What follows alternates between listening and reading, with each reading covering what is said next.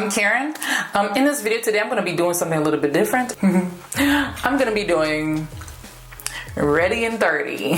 Basically, it's something that I've done on my channel before. I did it over about a year ago, and it was right after going to PMAC Expo. So once again, after going to PMAC Expo this year, kind of just like reiterated those thoughts about the importance of getting ready within constricted time frames. Think of it like this. It's not every day you have the luxury of having a full hour to just do your makeup alone. That's not even including doing your hair, finding your outfit to put on, or, you know, if you don't like what you have on, having that extra time to change. What would be like the necessities I definitely need to put on my face when I'm getting ready? And that's probably something I should have sat back and really thought about too before doing this video. What would definitely be the necessities? Cause I can see how some things were like unnecessary steps that I didn't have to do. All right. Anyway, let's go ahead and jump into the video. Through these videos, I'm not going to talk because there's no way I can talk and do something like this. It would not be no 30 minutes. It will be an hour.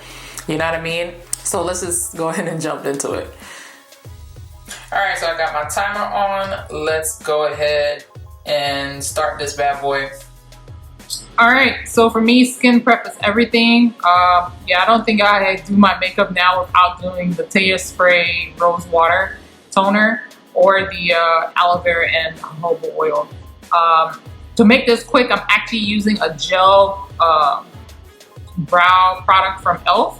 And I feel like this is just going to be the smarter route to go. Either that or powder. But for me, gel is definitely something I can do. I can run straight through it and not have to worry about it taking too long. And it still looks like I put in a lot of effort.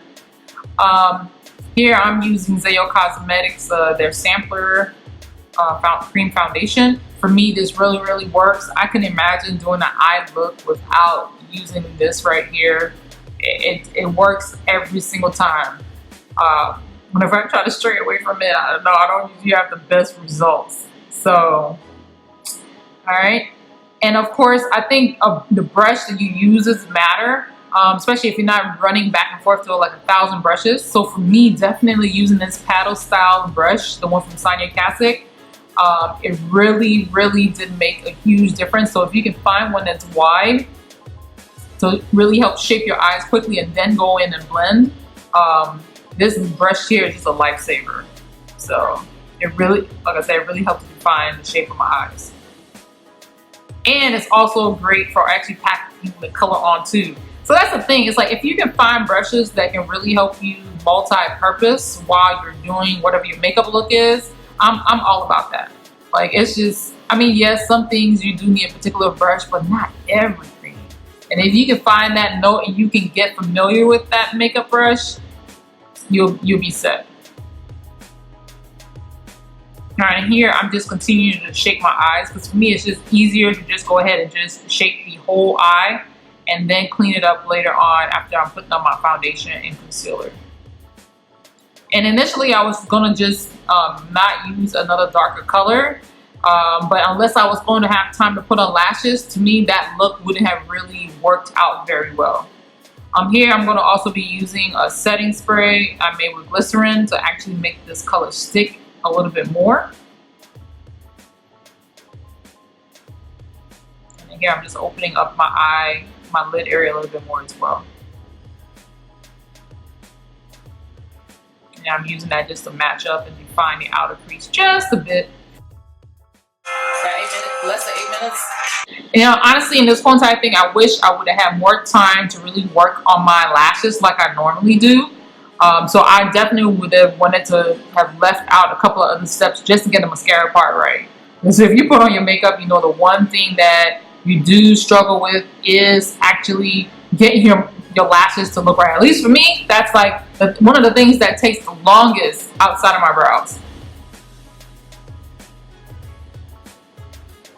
All right, and then the one thing I think I could have left off would have been this right here. Doing the IT Cosmetics, this step, I could have just brightened my under eye with the BURT'S mattifying foundation, the powder. I could have just brightened my under eye with that and kind of called it a day. Because I already covered it up somewhat with the first foundation and the eyeshadow I was using before.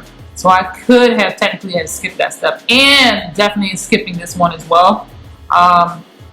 Yeah, I could have skipped this and just stuck to using the bronzer powder.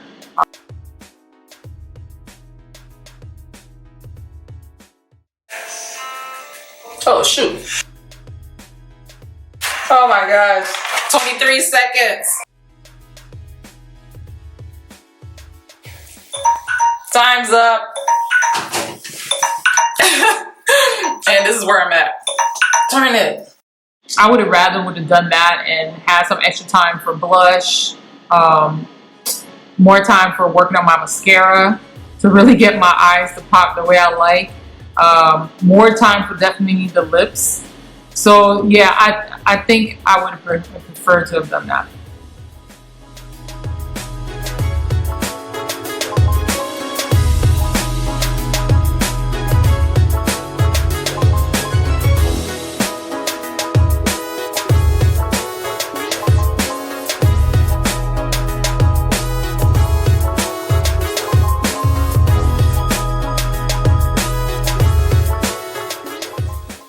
So 5.9 seconds, whatever.